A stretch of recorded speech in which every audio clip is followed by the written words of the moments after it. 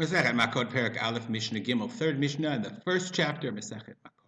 So we learned yesterday, or not yesterday, in the last Mishnah, which happened to be today, the machlok between Rabbi Meir and the Chachamim. Rabbi Meir said that if the Eidim Zomemim get two punishments, lokin, if it can be applied, they get malkot for testifying falsely.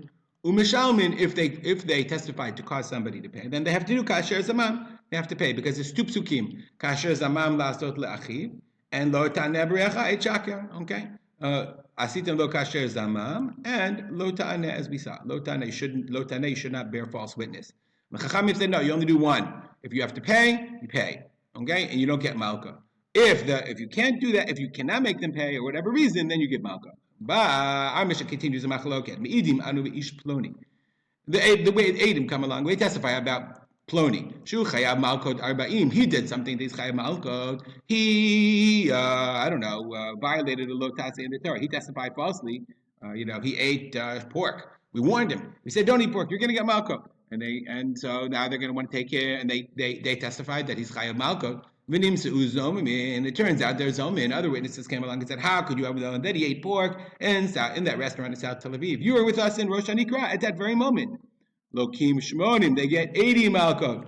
40 mishum lo ta'aneh b'reacha etchaker. To be just that. 40 because of you shall not bear false witness against your fellow man. Umishum and 40 for va'asitem lo kasher samam. 40 because you wanted to give them 40. So you get 40 plus 40, total of Shmonim 80. Divrei Rav Meir. That's Rav Meir's position that says you can be punished. You're punished twice. Once for bearing false witness, and once for Eidim Zomemim. V'chachamim omrim. Chachamim say no. Einam lokim ela arba'im. You only get 40. Why you only get 40? The bartender explains. When you can't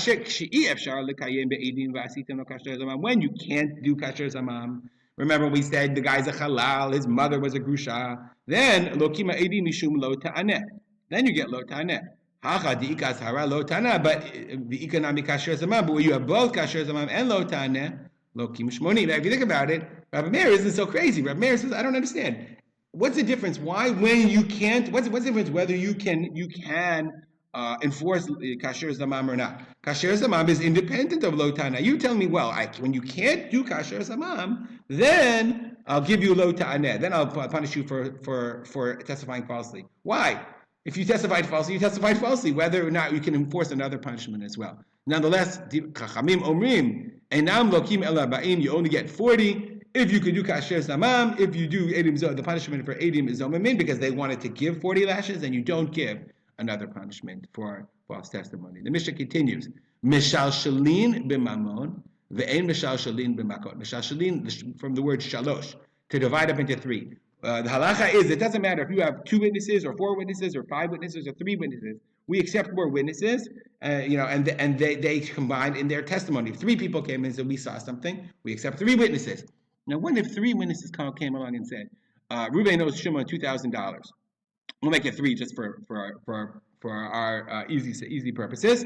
And then 2 other witnesses come along and say, how could you testify that he owed $3,000? You were with us in Alaska at the time. So the Mishnah says they have to pay. The Eidim Zomemim have to pay $3,000 to Reuben. So the Mishnah says Mishal Shalim b'mamon. You divide up the money between the witnesses. Ve'en Mishal Shalim b'makot. But you don't divide up if they testified that he has to get malko. You don't divide to the malko. Ketzad. How does that work? If they testify that he has to pay 200 zuz, and all 3 of them, the 3 witnesses turned out dom muzomin, they divide into 3. Each one pays 66 1/3 zuz. Why? Because total they have to pay back 200 zuz. They have to pay kasher zamam lasot lachim. They wanted to make Reuben pay 200.